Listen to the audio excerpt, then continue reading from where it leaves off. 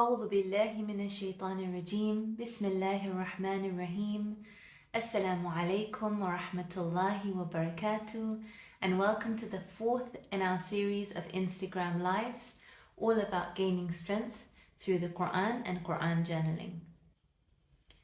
I really didn't think that I would be saying this so many weeks later.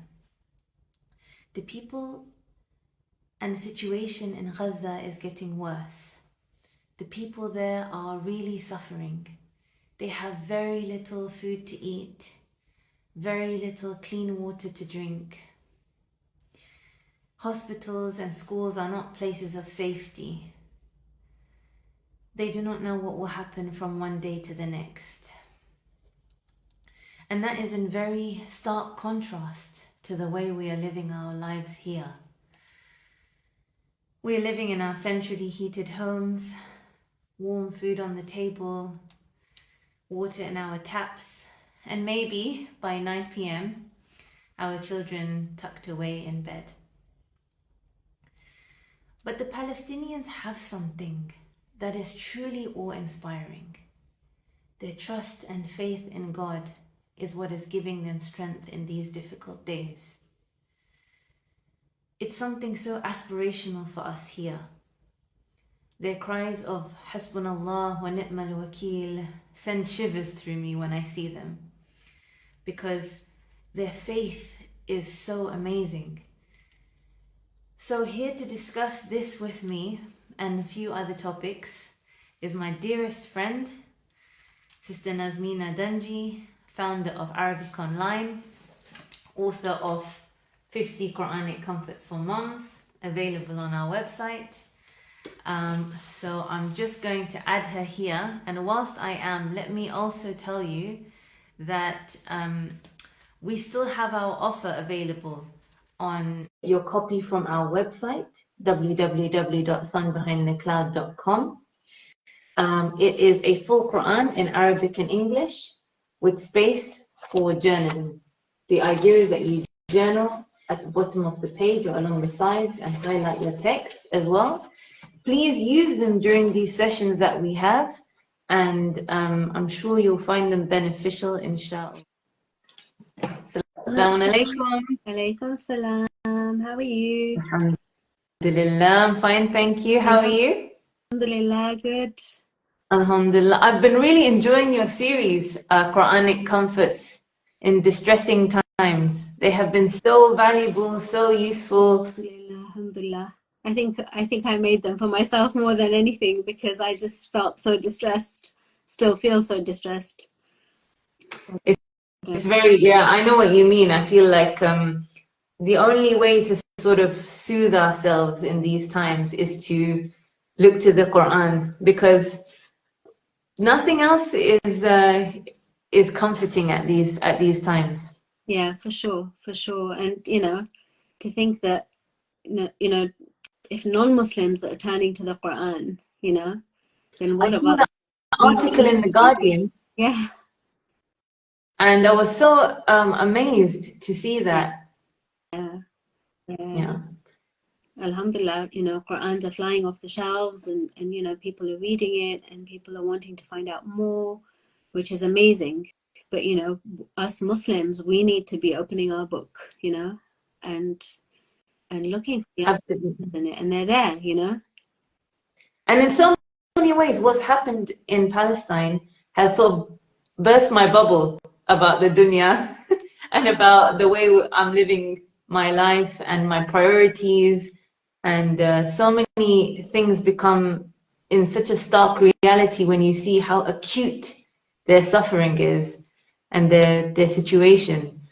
Yeah, everything loses significance and becomes meaningless. Yeah, absolutely. It really kind of hones our perspective, and the only way we can get through that is seeing a Quranic perspective on things and seeing that there's so much more to what's going on than just the kind of outward aspect that we are watching on the news.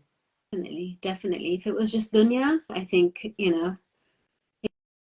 it'd be really, really hellish to go day by day, but because I sincerely believe, because of our faith in the akhirah, that's really what kind of keeps us together. Absolutely. Absolutely. And I'm so happy with your choice of verses to discuss today. I couldn't do it because I feel like it's a solid set of verses that just make so much sense. They just encapsulate the whole context of what's happening. I don't know if we're going to be able to get through all of them.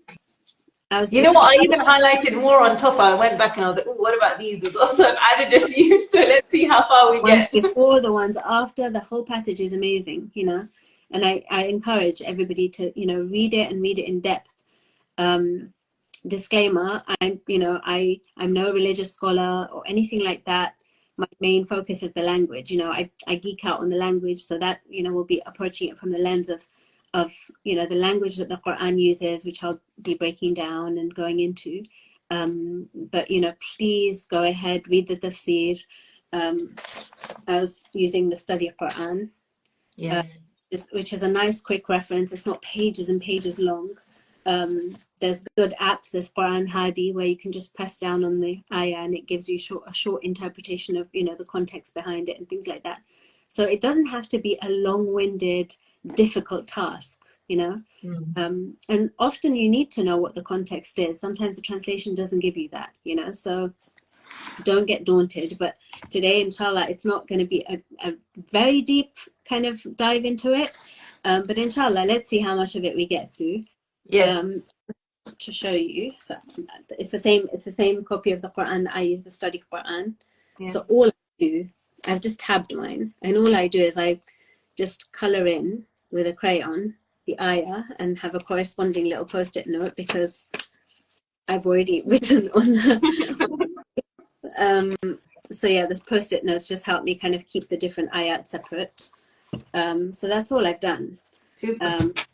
Amazing. When you think about it, it's not difficult just to start engaging, and so much comes out just from one reading or two. Honestly, I don't have any fancy stationery as such. It's just crayons and a fine liner, and I just make my notes like that.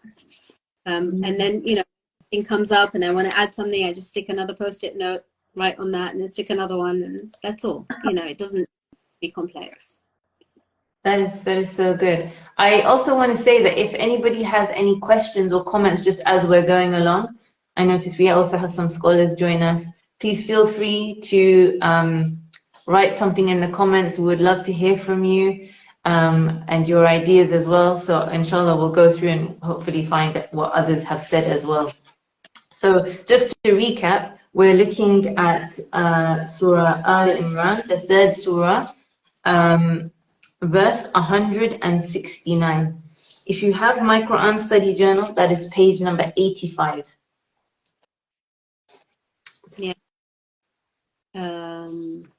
So inshallah we can get started. So أعوذ بالله من الشيطان الرجيم بسم الله الرحمن الرحيم ولا تحسبن الذين قتلوا في سبيل الله أمواتا بل أحياء عند ربهم يرزقون فرحين بما آتاهم الله من فضله ويستبشرون بالذين لم يلحقوا بهم من خلفهم ألا خوف عليهم ولا هم يحزنون يستبشرون بنعمة من الله وفضله وأن الله لا يضيع أجر المؤمنين. So those are the first three ayat which I feel form one particular theme. So we'll just break it down kind of word by word. So the ayat, the meaning of it, Allah is addressing the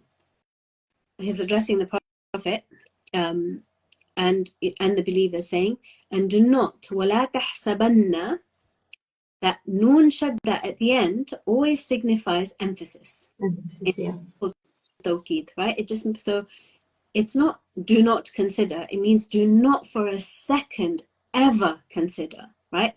As emphasis as you can pack in there. That's what it means, right? So la tahsab would be don't consider, right? Don't think. La tahsabanna is do not ever for a second think that alladhina qutilu fi sabilillah, those who have been killed in the way of Allah, are dead. Bal أحياء عند ربهم. Rather, they are alive with their Lord, sustained. Right? So they're given rizq with their Lord.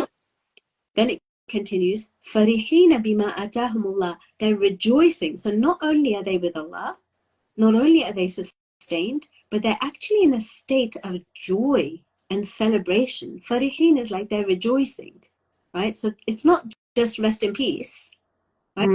At peace, they're actually rejoicing. Why are they rejoicing? Bima atahum Allahu min fadli, because of all the grace that Allah has given them, right? All the kindness, all the amazing things He's given them, right? وَيَسْتَبْشِرُونَ بِالَّذِينَ لَمْ يَلْحَقُوا بِهِمْ. Not only that, but they're given good news there, right? Of people who haven't yet joined them, but will join them, right? So the striving position of people who are with them that haven't yet joined. In this case, it may be their children, it may be other people that are, you know, the Palestinians who are resisting so hard, who are striving for their lives, who are fighting for their lives, you know, through no fault of their own. And you know, so they're being given good news that they will soon join them. Lam yalhaqu bihim. So it's, you know, and they're still kind of coming behind them.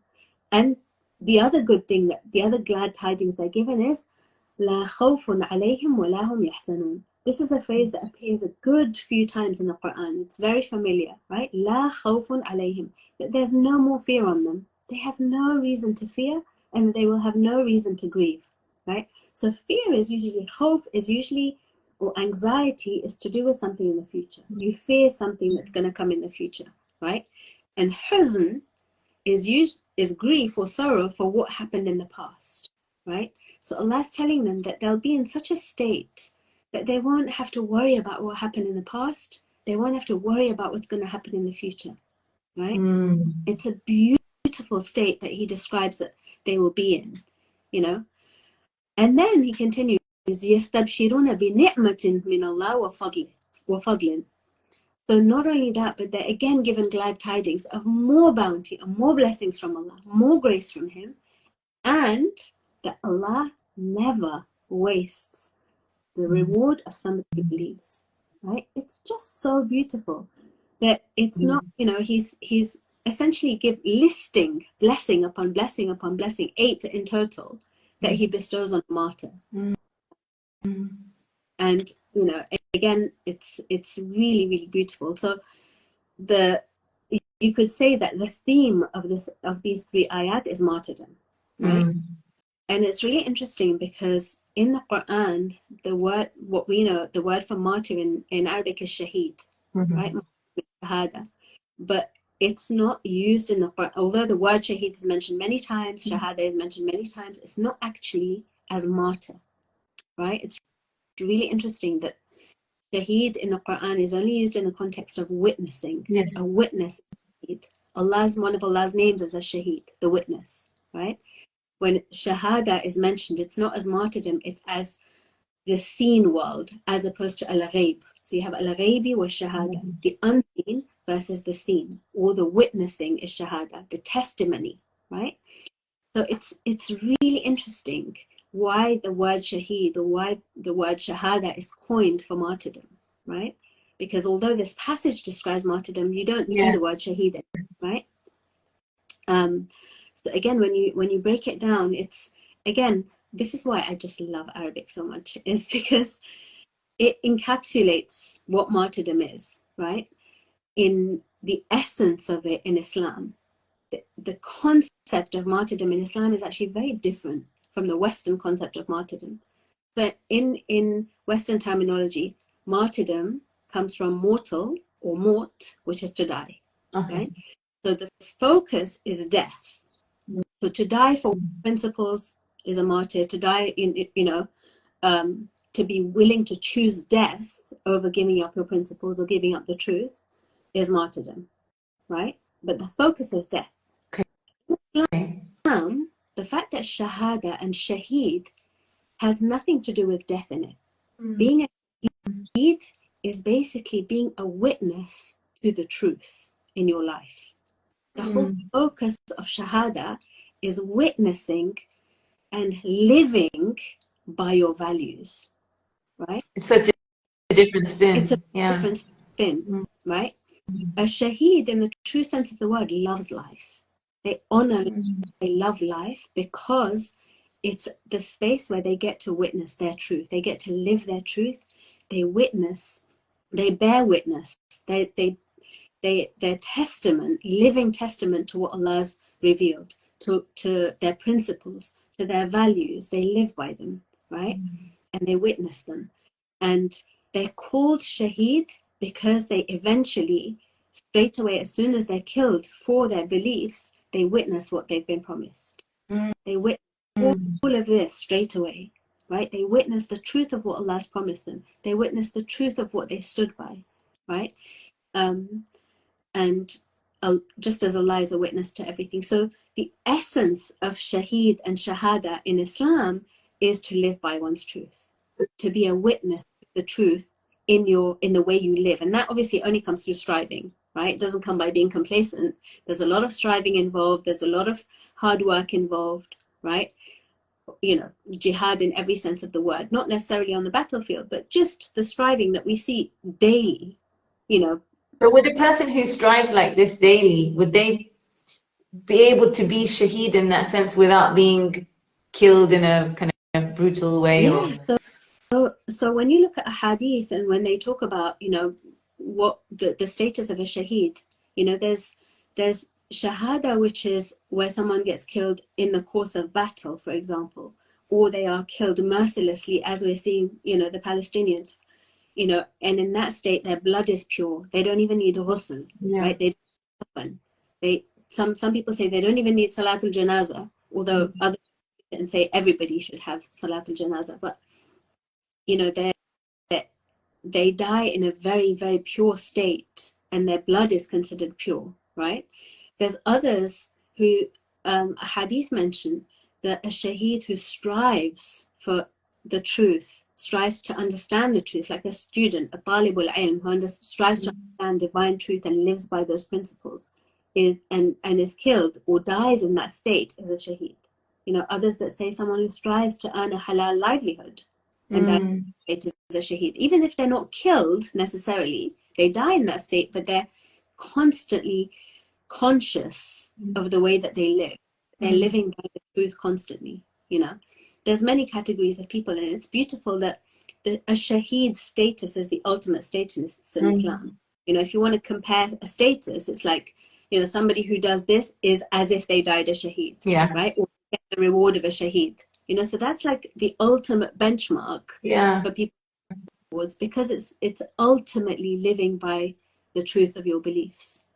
Yes, absolutely. And I love how that kind of sequence ends up with, and Allah will not waste the reward of the believers, because no matter what happens, or you know, any contribution that anybody makes in any way whatsoever, the fact that nothing is wasted, no, you know, call to action, no person striving, no person crying, nothing is ever wasted, is such a comforting feeling. And we get comfort in that, in you know, when we're witness to everything that's happening, to remember that Allah is the absolute shaheed. He is the shahid, he's the shaheed, he's you know, seeing everything with his watchful eye. You know, nothing goes unnoticed and nothing goes unrewarded. You know, every sacrifice of every mother, every father, every tear shed by them is witnessed by Allah and rewarded by Allah, you know. So it's, you know, it's a set of ayat that really give us a lot of solace and and should strengthen our belief in the hereafter. Absolutely. You know, a story is coming to mind, and I wanted to ask you if this is an illustration. It just came to mind now. In Surah Yasin, when the messenger is running into the city and to tell them the news, to follow the messengers, and they kill him. And then straight away, it says, قِيلَ ادْخُلِ الْجَنَّةِ. And he says, قَالَ يَا لَيْتَ قَوْمِي يَعْلَمُونَ. And you think to yourself, well, if he was killed unjustly like that as a shaheed, and his straight away reward was paradise, and his first thought was, I wish that the people, they knew what, I wish that they had known. I mean, would you say that something like that could be applicable in this situation to a martyr? Absolutely. That's it. In fact, exactly what it's saying, right? That the fact that they're ahya'un 'inda rabbihim, that they've got like the true sense, the true life, with their Lord right now. It's not that they'll be given life in the hereafter, or that that they're experiencing that. And that same thing, Ya layta qawmi ya'lamuna bima ghafara li rabbi. If only my people knew, he's waiting for, like he just wishes they knew. And it's the same thing, yastabshiruna. Yeah. They give good news that don't worry, they'll be okay, they'll join you soon. Because what there is so much better than what they're leaving behind. And I think, mashallah, the Palestinian people know that. They have that faith that their children are in a better place, far better, that they've escaped the shackles of this dunya, that they are, with their Lord, in his embrace. It's And in terms of severe pain, losing a child or going through that, this like constant anxiety and pain, just the comfort of knowing that my child may have left, but they are with God, is such a, comforting feeling. And having that wider perspective, I don't see how else you could get through a situation like that. I don't see where else you could find solace. You couldn't. And I look at the faces of the mothers and fathers, and I feel like they know this, right? They know this, and Allah gives, you see that sense of peace wash over them. You see the father, the father who saw his daughter's body, and he goes into sajda. Yeah. Children, not even one daughter, it was several children, and he goes into sajda. They understand that, right? But my heart goes out to the kids who've lost their parents, and they haven't grasped these concepts yet, Although, you see the training, you see the same words come out of their mouths as well. When they say Baba stashhad, they understand that it's different to Baba mat. Yeah. Like they understand the status of a shaheed. But you think to yourself, like, I pray Allah just gives them that, the balm to their heart to be able to bear their loss, and just compensates them, as orphans. It reminds me of this verse that I had highlighted, which was in Surah Muhammad. So that's Surah 47. Mm-hmm. And you must have seen this. It said, let me just find it. It's the 4th and 5th verse. Mm-hmm. But sort of towards the end of the 4th verse,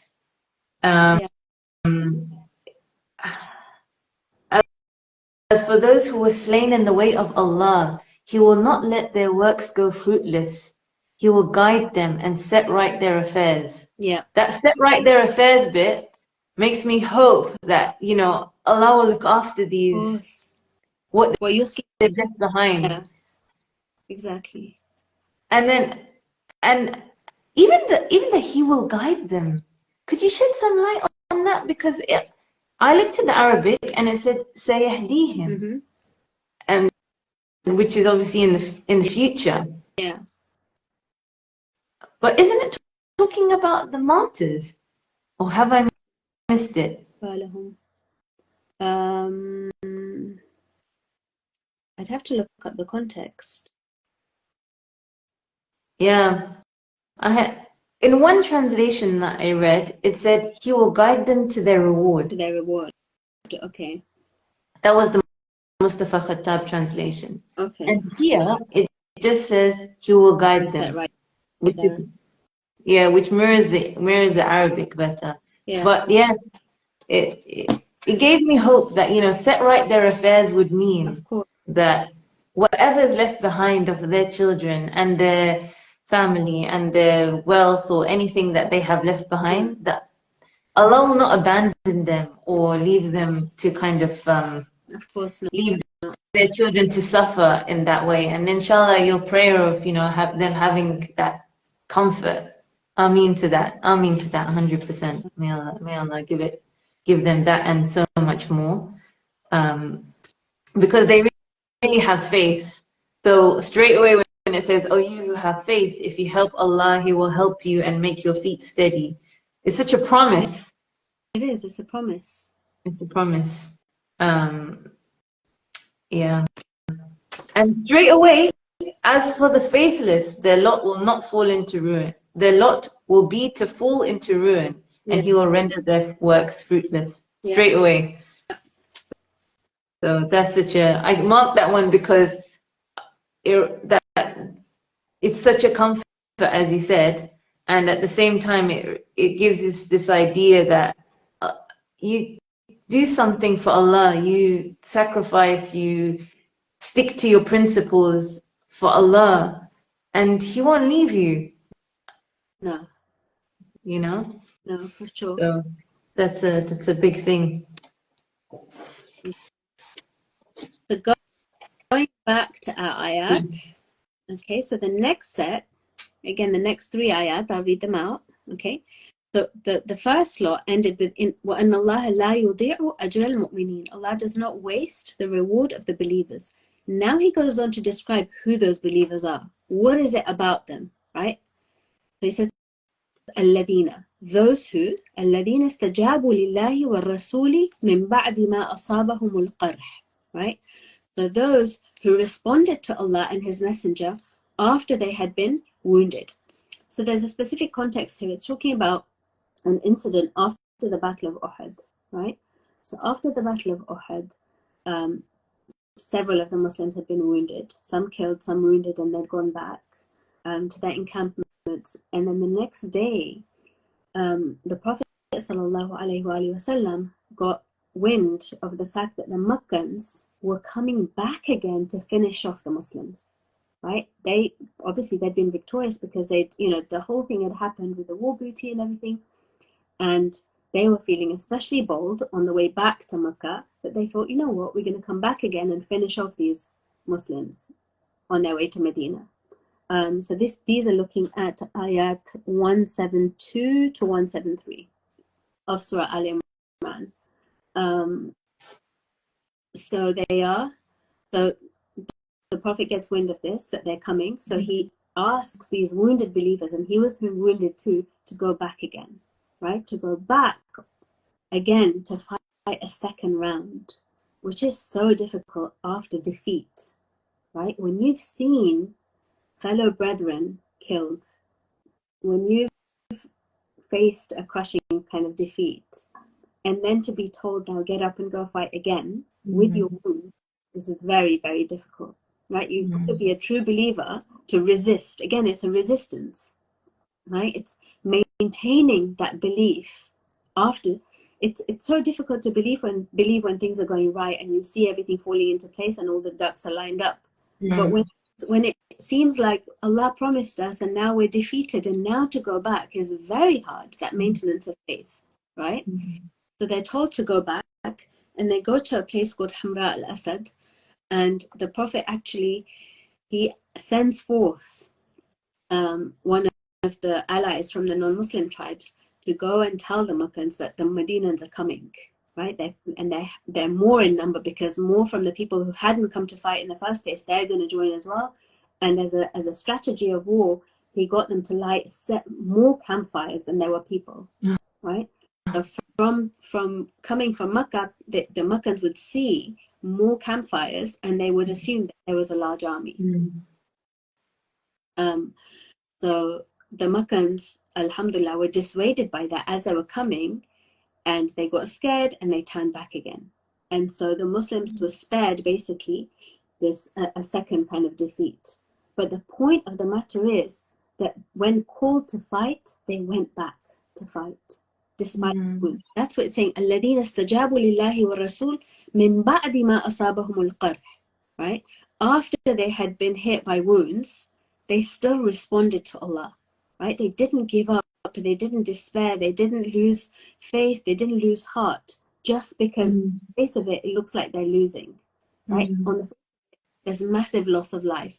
On the face of it, you know, they're still resisting. And the ayah continues, لِلَّذِينَ أَحْسَنُوا مِنْهُمْ وَاتَّقَوْا أَجْرٌ عَظِيمٌ.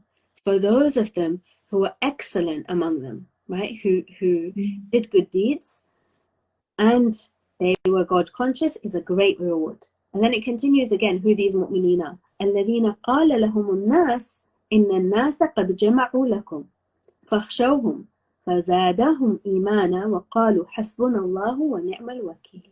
Right? This is where that beautiful ayah comes in, that beautiful phrase. This is those who people told them, so people were travelers who were coming from Makkah to Medina, right? And they told them, the Makkans have gathered against you, they're coming. And, you know, there's a whole force of them.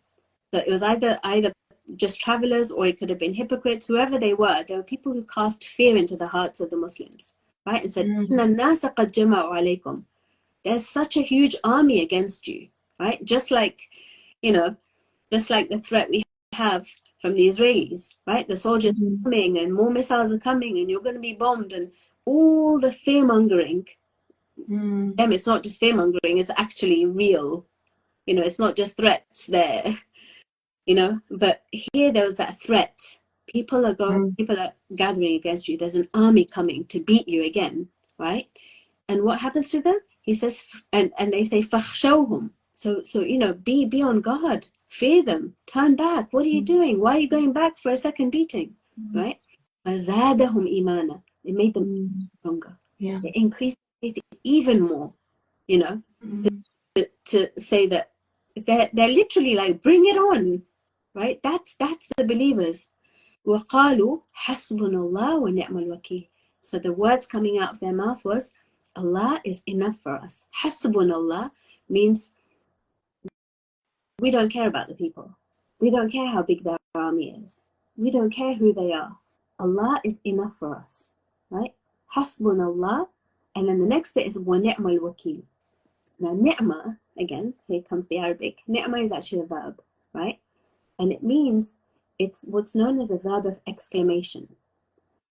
In English, the best translation for it is how wonderful, how excellent, right? So al-wakil is how wonderful is the wakil. A wakil is basically the person who's in charge of you, or the being who's in charge of you, who dispenses your affairs, you know, who has ultimate control, who you can kind of leave your affairs to. You don't have to worry. That's your wakil, right? Your agent who acts on your behalf, who you can just entrust with everything, right? So Allah is enough for us, and how amazing is the dispenser of affairs. How wonderful a wakil he is, right? So not only is it saying Allah is enough, but it goes one above and he is the most excellent. How excellent he is, you know? And it's really affirming that belief, right? They're not shakily saying Hasbunallah, right? They're not half kind of doubting whether Allah is actually enough. They're praising Allah at the same time, right? Like as a direct result of the increase in their faith. Amazing. You know? And they've not even seen, this is not that they've seen victory happen, right? Still in the midst of defeat. This is still, they're going to face these Makkans, but they're so riled up that they can say Hasbunallah wa ni'mal wakil, right? That Allah is in us and he's the best dispenser of affairs. They have that much faith that they'll be okay, whatever, you know. That's so amazing, because I feel like it's lessons that we're learning kind of externally so that we can use them when the time comes, but for them it's something that's come from inside them because of their increase in faith, that they can utter these words wholeheartedly, not intellectually, not because they learnt it, but because they know it and they feel it. And that's the test, right? When you're tested, what comes to your mouth is the truest thing that could come to your mouth. Sometimes, you know, you get hurt and it's a swear word that comes to your mouth. Ya Allah, you know, it's like what comes out of your mouth in the midst of distress, in the midst of, you know, something that falls on your head is testament to what's really inside. Often, you know, your first reaction to something, And that's what's amazing, is when you see, you know, the surgeon who had to amputate his own child, you know, Yeah. and you see that and again, it's like what comes out of their mouth instantaneously, spontaneously, Yeah. is Hasbunallah wa ni'mal wakeel, you know. Mm. Like, we're watching this in real time. It's not staged, it's not rehearsed, it's not edited, it's not, you know. Yeah, it's the raw You emotion. know, Mhm. out of their Mhm. raw emotion is coming this, and you think to yourself, they're the embodiment of this ayah when it's talking about which mu'mineen? الذين زادهم إيمانا, you know, وقالوا حسبنا الله ونعم الوكيل. Like, it really kind of sends goosebumps, you know, that their level of faith, like you said, for us it's conceptual, Mm. you know, they're an embodiment of that. Yeah, yeah, and it's that idea that Allah will not leave them. He'll help them by giving them more faith, by increasing them in the things that really matter. Yeah. And so many people have said, I feel so helpless, or what are they don't have anyone, but they have God on their side, helping them in this way. And that I know that the suffering is unbearable, and I can't even imagine. And I'm sure that the pain is really there. And faith, although it's comforting, it isn't gonna take away that pain as well. They're gonna suffer, and it's gonna be difficult, and the nights will be long. So I don't want to sort of whitewash it and say that, oh, they're fine. Not, I don't want to say that and either. that's the thing, you know, that's the thing to remember, that in witnessing martyrdom around them, it doesn't become any easier. And you know, the love of life is instinctive in every single person. Like, we Mm, love life, you know, and they don't love life any less than we do, right? They don't love their children any less than we do. But that mother or father, that little child was their world. Just as we enjoy, you know, feeding our mm, kids and playing with them and bathing them and tickling them and, you know, mm, reveling in them, so do they, you know, just because mm, they are seeing, you know, every single parent is going to wish, not my child, you know, mm. but not my child, but not my mother, not my father, you know. No one's life is any less than ours, No. you And know. they're real people with real hopes and real dreams. And, I've seen some of the most heartbreaking videos I've seen have been of children, and somebody asks them, like, what do you want? And they're like, oh, an ice cream or some fries or something. And you're like, That's like my, I wish I could, yeah, just like my child. Exactly. And you see their faces, and you think of your own children, and we don't love them any less, no, and they're not loved any less. And it's true. Faith will help them to get through, to live another day, to be able to wake up in the morning, to be able to keep fighting. The thing that helps them to amputate their own limbs without anesthetic is this, but it doesn't eradicate the pain and suffering not at all. that they feel, and they'll be rewarded for it. As we said, that Allah will not waste that No, tear.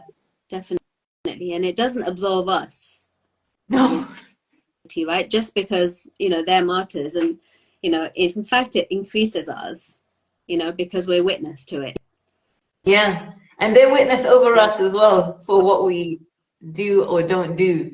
That's coming in Yeah, the rest of the let's go for it. The good thing is, you have a My Quran study journal. If you turn the page, you've got a lovely double-sided yeah. reflection page, especially there for you to verse map these pages that we're talking about. So that's really well placed. Yeah. So let me Yeah. continue. So ayah 174. So it describes again the situation of the Muslims, you know. So the Makkans were kind of scared off. They went back. فَانْقَلَبُوا بِنِعْمَةٍ مِّنَ اللَّهِ وَفَضْلٍ لَمْ يَمْسَسْهُمْ سُوءٌ وَاتَّبَعُوا رِضْوَانَ اللَّهِ وَاللَّهُ ذُو فَضْلٍ عَظِيمٍ. So it's describing they returned back with Allah's blessing and grace, untouched by any harm, and they pursued the pleasure of Allah, and Allah is the dispenser of great grace. Okay. it says, إِنَّمَا ذَلِكُمُ الشَّيْطَانُ يُخَوِّفُ أَوْلِيَاءَهُ فَلَا يَتَّخَافُوهُمْ وَخَافُونِي إِن كُنتُم مُؤْمِنِينَ. Right? So it again kind of underlines that that's a tactic of shaitan, scaremongering. You know, people saying, you know, there's a huge army, be scared of the people, etc. Shaitan does that, and we've seen it constantly. We see it around us, the scaremongering of the what if. Even for us, and speaking out, what if you lose your job? What if you lose your friends? What if you lose your status? What if, you know, people don't look at you the same again? All the scary things that come to our minds in not acting or not doing what we should be doing, not standing up with our principles, what we believe deep down, is scaremongering on the part of shaitan, right? That's what he does. يُخَوِّفُ أَوْلِيَاءَهُ. And Allah says, فَلَا تَخَافُوهُمْ. Don't be scared of people. خَافُونِي. Be scared of me. You know, be in awe of me, my accountability to me. Forget what people are going to think of you, you know. So that was a message to the Muslims then, and it's also a message to us. You know, don't worry about what people are going to do and what people are going to say. And then it continues.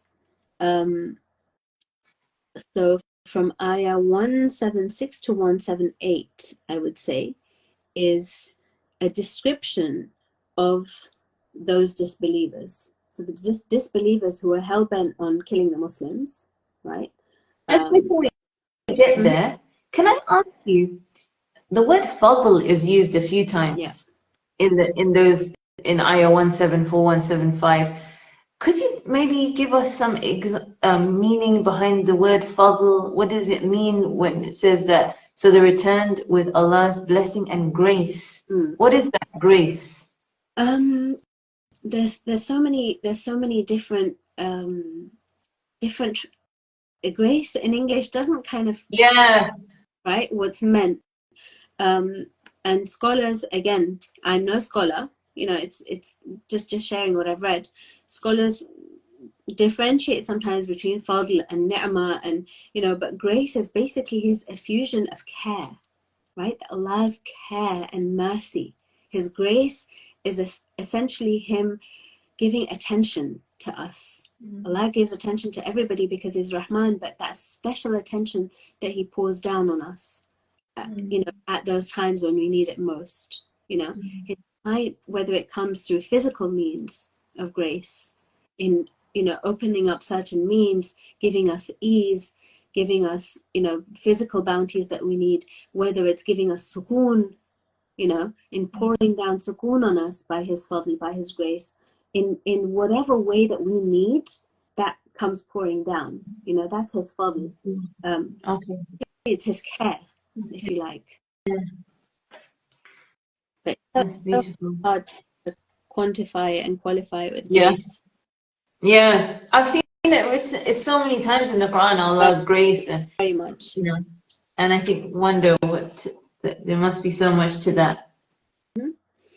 Sorry, I interrupted you. No, you were going on to the next. Not at all. So then there's next set of ayat, I would say, is a little theme in itself. From 176 to 178, Allah's describing what he does with those disbelievers, right? And he uses this phrase, you know, there's a mirroring here. He uses لَن يَضُرُّ اللَّهَ شَيْئًا. They will not harm Allah one bit, right? Their actions do not do anything to Allah, right? They have no capacity to harm Allah or to affect Allah in any way. So that's mentioned twice. And وَلَا يَحْسَبَنَّ. Again, do not for a second ever think.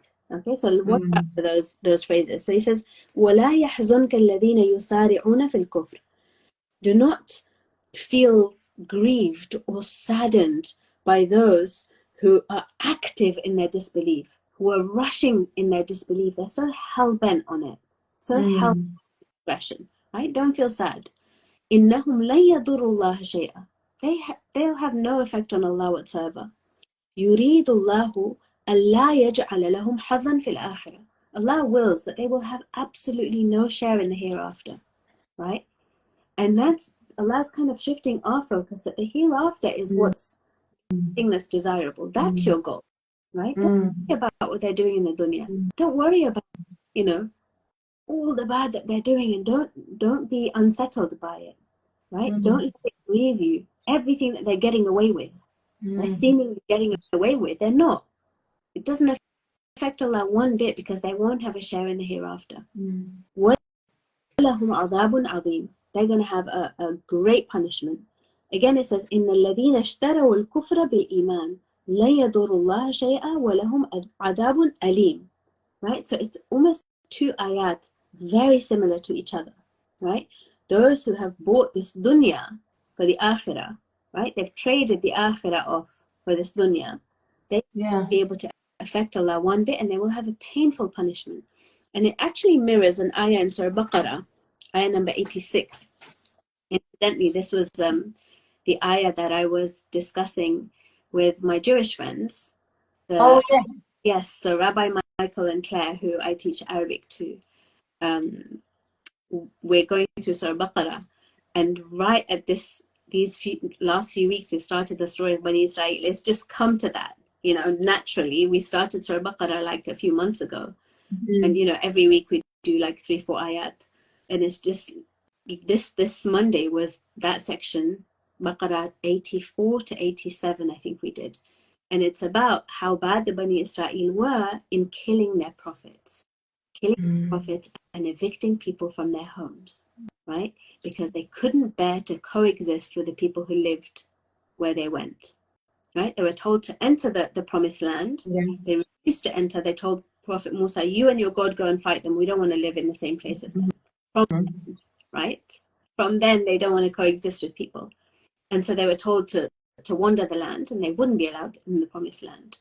And when they do make it in there, they evict people from their homes, and they kill prophets, and they kill people, right? And all of that. And you know, the Quran describes it all. And in the end, when it talks about why these people were like that, the reason given is the same as this, right? That they traded the hereafter for the dunya, right? That's why the Bani Israel did what they did, and they could feel so audacious. It's because they lost belief in accountability. They lost belief in the next life. Again, so essential. Belief in the next life is everything, right?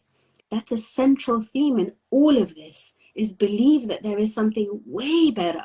But they forgot that. The Bani Israel forgot it. The people now are forgetting it, right? And that loss of perspective made them lose their way. Yeah.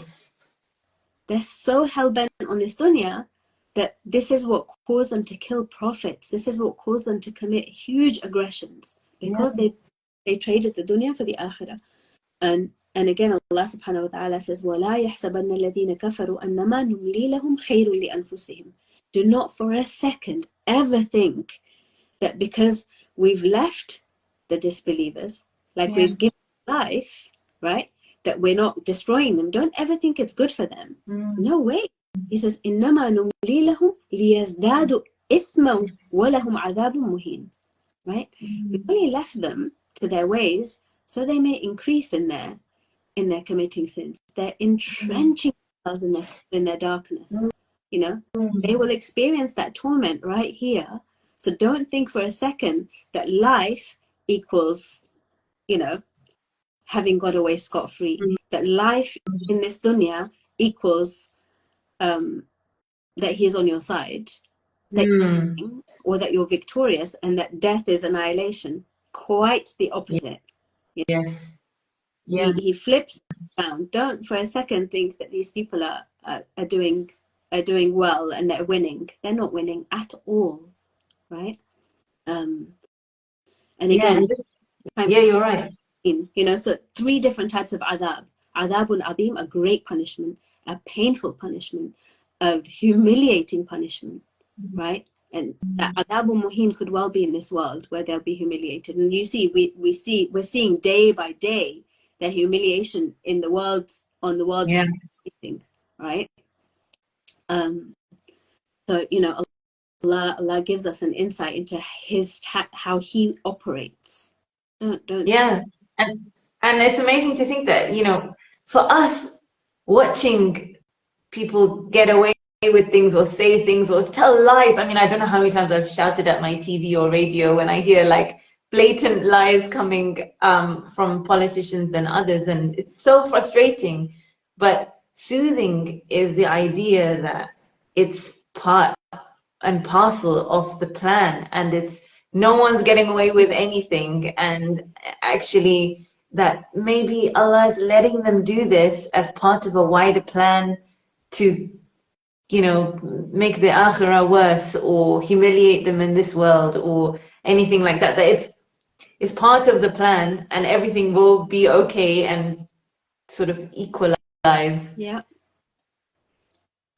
That's a very comforting thing to know, that that phrase that justice will be done can either be petrifying or really comforting, depending on which side you're looking at it from. Definitely. But it's only our faith, again, in adala, our faith in ultimate justice of Allah that keeps us going, right? If we didn't have that to anchor us, that justice will be done, and it's not in this dunya, it'd be very hard, you know?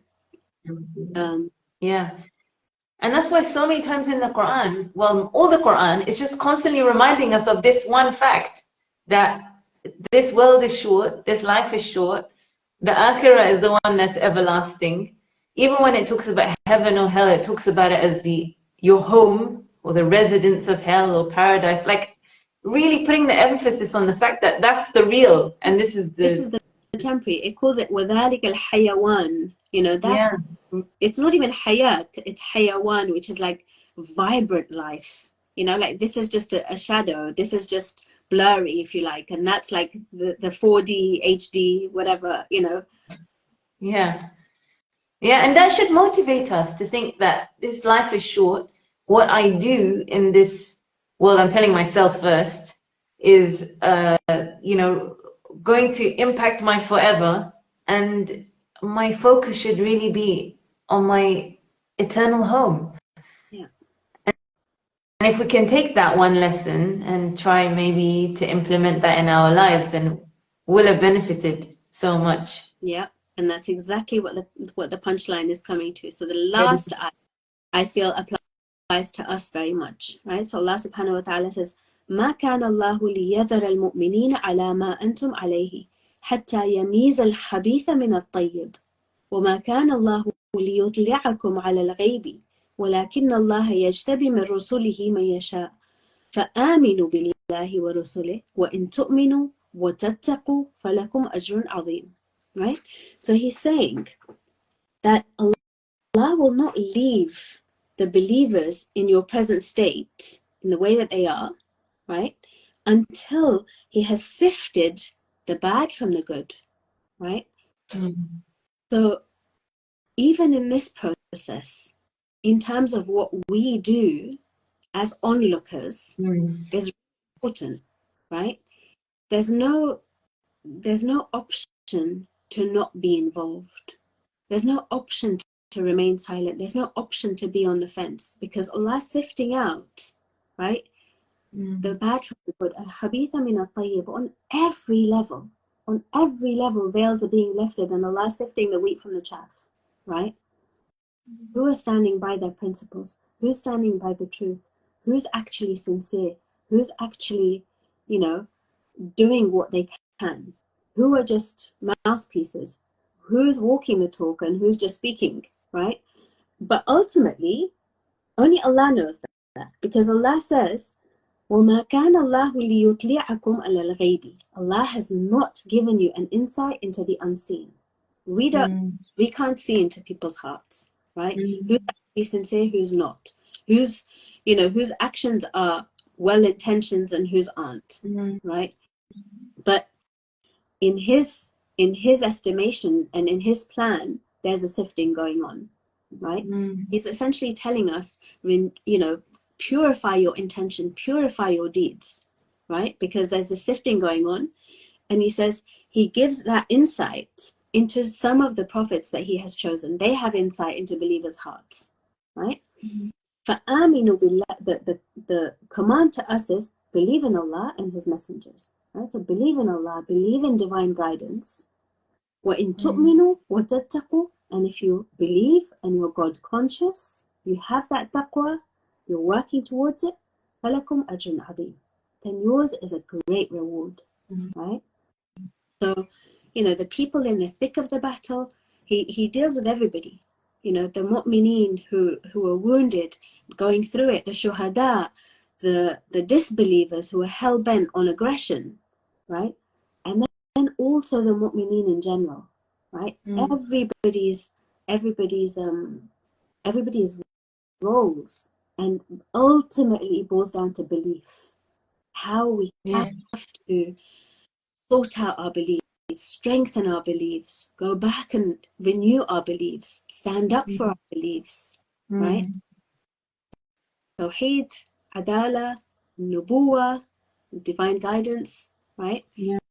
Ability in the hereafter, it's essential at this time. And all of those are covered in yes, all of those are covered in these verses. How even with nubuwa, how killing the prophets, not accepting guidance, all of these things are within. Sorry, somebody has just asked. We are now looking at verse 179. 77, 79. We just finished. We just finished 179 of Surah Al Imran, and discussing how all of these concepts are within these verses. Really condensed summary of. All it takes is a slow down reading. I haven't gone into like tiny dictionary meanings and stuff. Some of it I did. Some of it there was a bit of grammar there, but you don't need that. It's just zooming in, just taking a closer reading, just reading it again and again. There's so much to be gained from ayat. How much we got in an hour of just looking at 10 ayat. Yeah, exactly.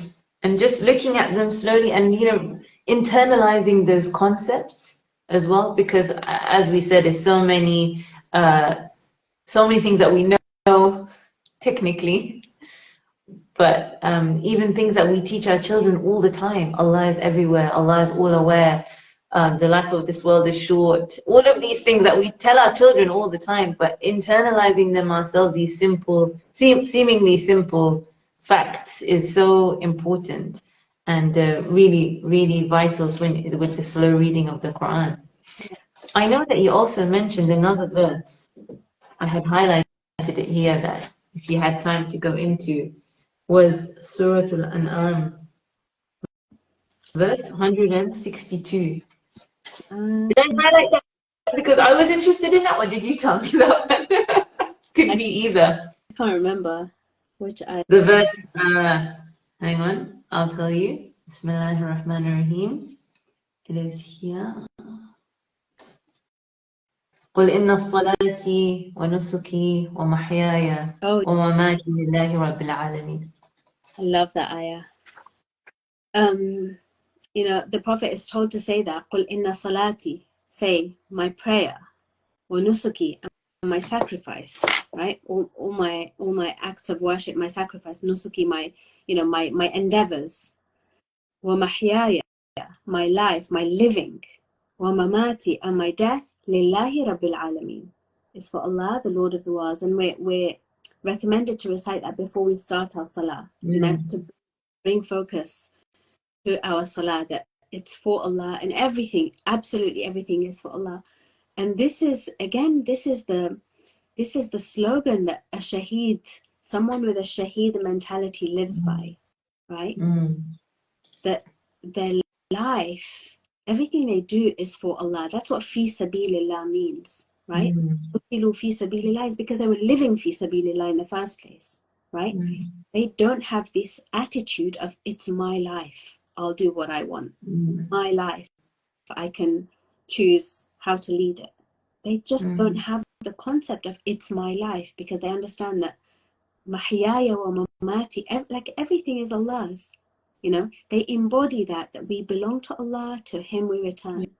That our days on this earth are borrowed, and that we're here to make a difference. We're here to create our life in the akhirah, but it's it's not my life, and that's I love that ayah, and it's basically what a shaheed lives by. It's their mantra, not necessarily on their words, but that's that's what they live. And again, it's because they love life, right? It's not. It's that respect for life and that living their truth that allows them to do like that.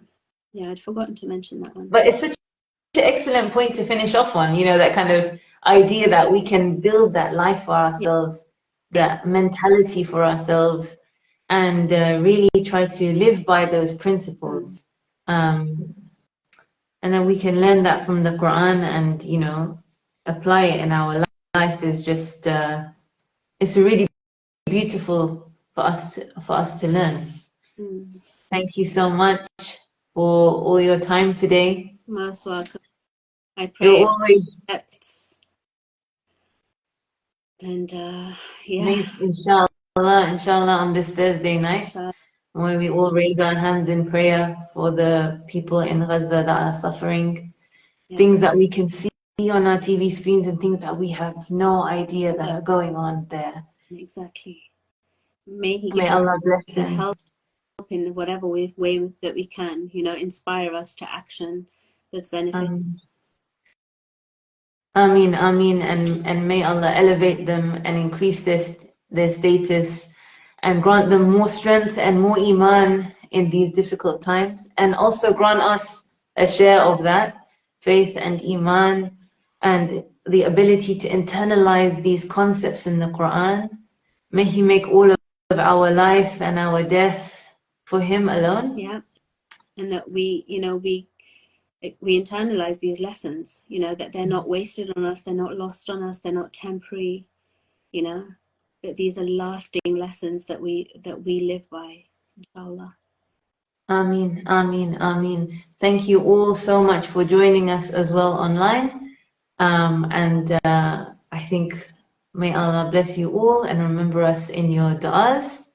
Wassalamu alaikum wa rahmatullahi wa barakatuh. Thank you for having me. Always a pleasure.